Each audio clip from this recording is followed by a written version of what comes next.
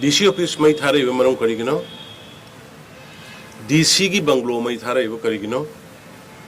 sauna bani SP na suspend to gi sau bani hai sugum boy amna hidden agenda leiba man ba mawongi thabai ngang just that posina koi master inquiry si to na ba war decision lo bani to mani pu gi oi leiba situation stai koi sum matam gi oi leiba phibum se koi prajada thamba khangmin na ba mathau tai tangai phadi aidana media gi sinau sing kutang da asigi press meet si kok jabani ahan ba da khoi ngarang an thoki ba khoi gi Churachandpur gi thakdok adugi mamang da thoki ba khoi gi singarel gita nomai lakpa gi thokdok aduga Manipur MPTC da mo langan mai tawbo gi thokdok ta thokdok madu leikida ba aduga nahan gi Churachandpur da thokpa thokdok da leikida ba sing gi du gi maktai khoi nungai da bidi phongdoi nungai da ba phongdok sari aduga thokdok tu khoi strongest time da akan mamong da sarkar ninda tawi government ama leibagi state sigi law and order ngang na bahona ba public ki property amadi live kanna bahona ba si tangai phada bai khoi gi primary duty ni government ki adugi mailene nahan MPTC gi da tawki bada thawdokta nupa macha ama leikide ama ni soi adagi singarel gi da tawnaba thawdoktu da akhoi singneba leibadagi personal taret IRB की personal taret कोई खुद पे suspend हुई similarly नांगी Churachandpur की थोक दुख तुदा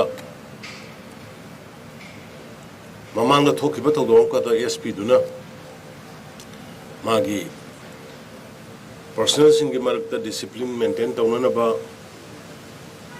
the state sigi oiba organization sigi oiba dugumba sipo emo oibagi magi sabsaba firef lainana bagi sipa ema suspend tawbada adugi tawro matung da oidaiba phiba masi yamna ekode nungnang bamadi condemn tawningai oiba masak laibani laibadagi ni khoina sigi press message kaujari si madugi dar laiba moige da function to ba ITLF heba kanana kramai dor ba semino khangda ba nga ki paksem da semagi mong da lup si semaga ko gi SP dubu ki hanba pung kunmari ultimatum piba adu matakta social media da miyo yamana SP dubu hat kadabani gaidana taurakpa bambang hauzel haidana taurakpa sugumba aikogi law enforcing agency singda adu government gi official singda sumaina yam sathina ki helakpa taurakpa posse koi government taraina logde aduna hujiki mangonda ki helaiba hatkani na ki helaiba bambang hauzel asigi matakta de khoi FIR ma case file tokre aduga loinana namituda DC office mai thaba aduguma Indian national flag ekoina thawaidagi hena luna tawjariba Indian national flag chingthaba aduga makhada khongna netnaba tawba suguma yamna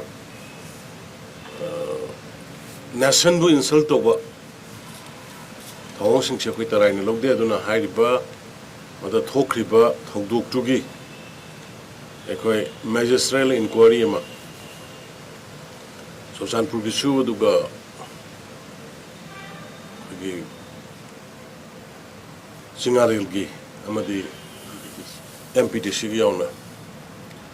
tongan ba magistrate inquiry ani tawuni aduga madaida negligence